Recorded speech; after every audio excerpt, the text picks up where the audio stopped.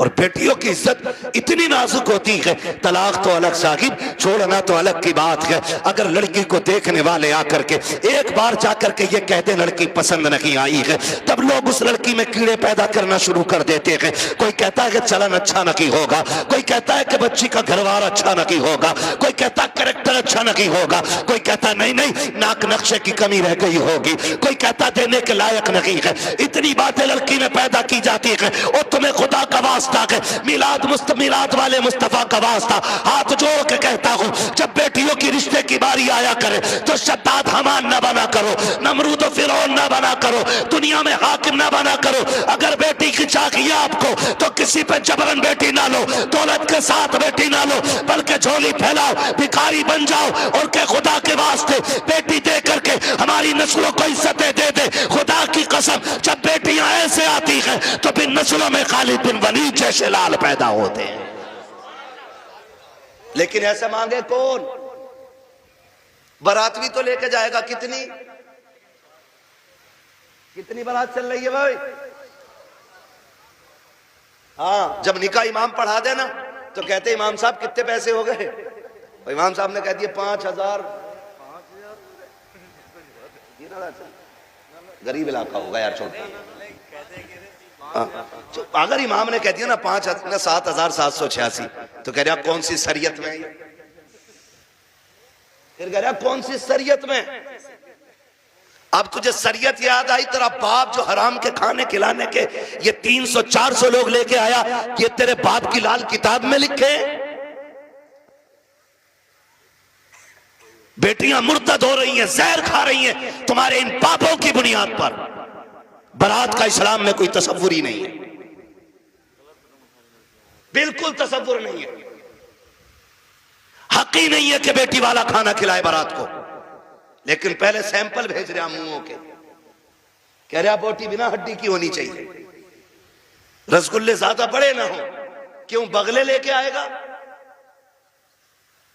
इसने कौम का बेड़ा गर्क करके रख दिया है। एक बाप की बेटी जवान हो जाती है, बाप बेटी को देख के सूखना शुरू कर देता है। इसलिए नहीं कि बेटी जवान हो गई है, इसलिए सूखना शुरू हो जाता है कि बेटी जवान हो गई है। अगर कोई दरवाजे पे शरीफ आ भी गया तो बारात में हराम की खाने वाले लोग आएंगे। पहली बात तो जो भी बेटी लेने के लिए आएगा 4-5-10 लाख से शुरू होता है, उस कुत्ते का पेट भी भरना है। फिर जो बारात हराम का खाने के लिए आएगी उनके लिए भी इंतजाम करना है। हद तो तब हो जाती है जब 400 बाराती खाने के लिए बैठे हो और लड़के का बाप बगल में परस दबा करके बारात के टेबलों पे चक्कर लगा के पूछता है नमक ठीक है कि नहीं, मिर्च ठीक है कि नहीं, कोई कमी तो नहीं रह गई है। पूछना तो ये लड़की वालों को चाहिए था, ये क्यों पूछ रहा कि दयूस की औलाद, इसको हक किसने दिया है कि ये खाने की कमी पता करे? और कितने बेगैरत होते हैं, उसके बावजूद भी उठ के कहते हैं नहीं जी बात तो ठीक है, खाना भी सही है, लेकिन नमक ज्यादा कर दिया गया है, मिर्च तेज कर दी गई है और बेगैरत नाक तक खा चुका है, तो खाने में ऐब निकाल क्यों रखा है? पहली बात तो ये है लड़के वालों को हक नहीं है कि वो बारात के खाने के बारे में पूछे और फिर ये कहे खाना कैसा है। सुन बेगैरत सुन, जब तुझे लगे कि तेरी बारात हराम के लुकमे तोड़ लगी है तो कोने में झांक के देखना, उसी पिंडाल के किसी कोने में लड़की का बाप सहमा हुआ होगा, गर्दन झुकी होगी, बगल में हाथ होंगे, आंखों में नमी होगी, कभी बारात देखता होगा, कभी आसमान को देखता होगा, कहेगा मालिक आज लाज बचा लेना। अगर एक बाराती फाके से चला गया मेरी बेटी को पूरी जिंदगी ताना दिया जाएगा। गरीब बाप खड़े होकर के अपने रब को आवाज़ें दे दे के कहता है मेरे परवरदिगार खाने में बरकत देना, अल्लाह खाना कम न पड़ जाए। और जब खाने से निकलता बंदा अगर वो पूछता कि बताओ खाना कैसा था, और एक बेटी के बाप से बड़ी बेगैरती से कह दिया जाता है कि खाना ठीक था लेकिन नमक की कमी थी, मिर्च ज्यादा थी, बाप का कलेजा टूट जाता है। मैं पूछना चाहता हूं अगर नमक ज्यादा भी था, मिर्च तेज हो गई थी, अगर तुम इतना कह देते अल्लाह का शुक्र बहुत अच्छा खाना है, तो तेरा क्या चला जाता? कम से कम गरीब का मान रह जाता, उसका दिल रह जाता। तूने खाने का इनकार किया, उसका दिल भी तोड़ा, रब को भी नाराज किया। खुदा के वास्ते किसी का दिल ना तोड़ा करो, अगर हो सके तो दिल छोड़ दिया करो। अगर ऐसा करोगे काबे वाला भी राजी हो जाएगा, मदीने वाला भी राजी हो जाएगा।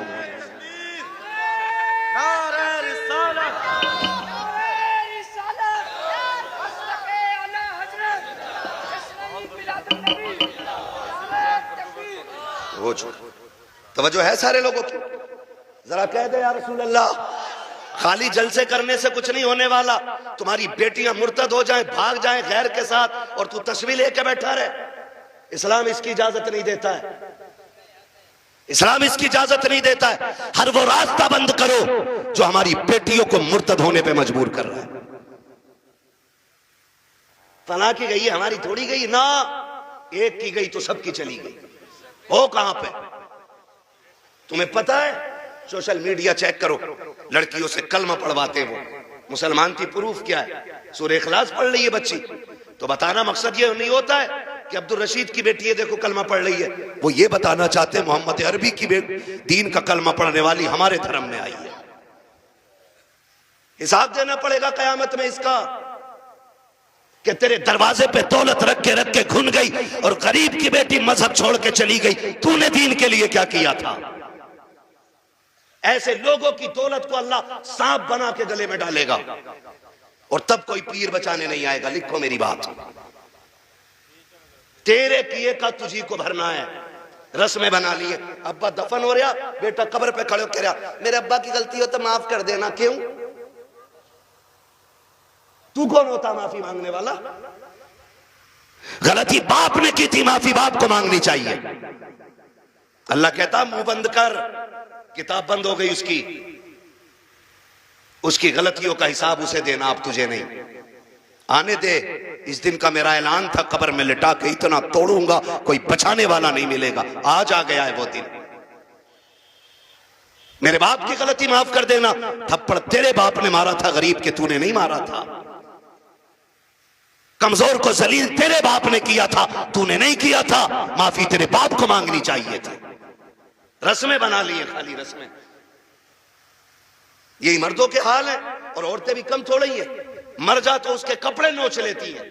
हाय जी माफ कर जाओ, हाय जी माफ कर जाओ। अब कुछ नहीं होने वाला। जीते जी एक दूसरे से माफियां मांग लो, जीते जी एक दूसरे से अपनी गलतियों का निपटारा कर लो, वरना कोई बचाने वाला नसीब नहीं होगा। कोई बचाने वाला नहीं मिलेगा। इसलिए कि हुकूकुल इबाद का मामला बड़ा सख्त है, बड़ा सख्त है। अपनी सी कोशिश तो करो यार।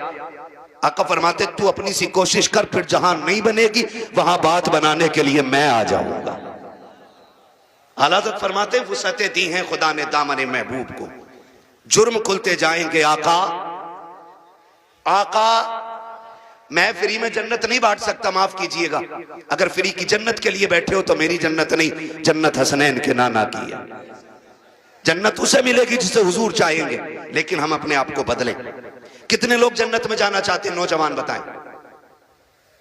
नौजवानों के मैंने हाथ उठवाएं। जिनके निकाह हो गए वो हाथ नीचे कर ले, जिनके नहीं हुए वो हाथ ऊपर रखे। जिनके नहीं हुए ठीक है ना, अब हाथ नीचे कर लो। आप इतने लोग यहां बैठे, बताओ जन्नत में जाना चाहते हैं कि नहीं हम लोग? एक आसान तरीका बताऊं। आसान तरीका यह है, बिना डिमांड किए किसी गरीब की बेटी को अपने घर की इज्जत बना लो। तुम्हें मरने में देर लगेगी, रब को कब्र को जन्नत बनाने में देर नहीं लगेगी। हाँ, कितने लोग वादा कर रहे हैं इंशाअल्लाह जहेज की डिमांड नहीं करेंगे। क्या बात है, सलामत ने हुजूर आपके हाथ देखें। अल्लाह करे इस महफिल की, उन्हें नीचे कर लिया हाथ। हाँ नहीं वो लगने गई होगी, अब्बा ने कही होगी मुंह तोड़ दूंगा तो बुलेट ना मिली तो। अब्बा भी बड़ा बेगैरत होता, हाथ नीचे करो, अब्बा याद आ गया। 1 मिनट नहीं बैठागा अब्बा को बुलेट पे ये, और अब्बा लिस्ट में सबसे ऊपर बुलेट लेके घूम रहा। हाँ 1 मिनट नहीं बैठागा बुलेट पे अब्बा को, और अब्बा के हाथ में इतनी लंबी लिस्ट है। पिलाई पूछ दिया बेड में क्या इंची वाली है, 1 दिन नहीं बैठेगा बुढ़ा बेड पे। और गरीब का जीना हराम करने में सबसे आगे है। नहीं अब्बा ही कर रहा है। तो कितने लोग जन्नत में जाना चाहते हैं? नौजवान जरा बताएं। मैं आसान तरीका बता रहा हूं। सारे जाना चाहते हैं ना? हाथ नीचे कर लो, खुदा सलामत रखे। पूर ससुर के देने से नहीं पड़ती है, किसके देने से पड़ती है? बहुत कमजोर लोग हो यार। हमारा रब